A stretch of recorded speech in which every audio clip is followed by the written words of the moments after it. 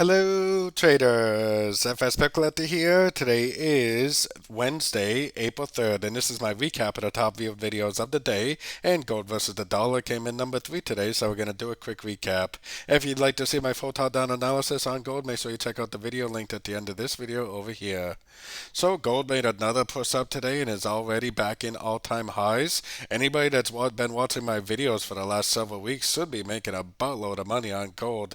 I've been saying for several weeks now that this thing is in a wave 3 of wave 3 on the weekly and monthly time frames. When you're in a wave 3 of 3, then price just keeps on making those higher highs, higher lows with only very small pullbacks.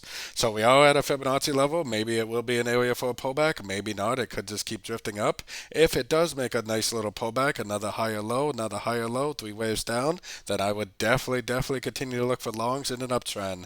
My overall target on the weekly time frame and monthly is still the 2550 area for gold to end up. I think this is very clearly a wave 3 on the daily and weekly time frame.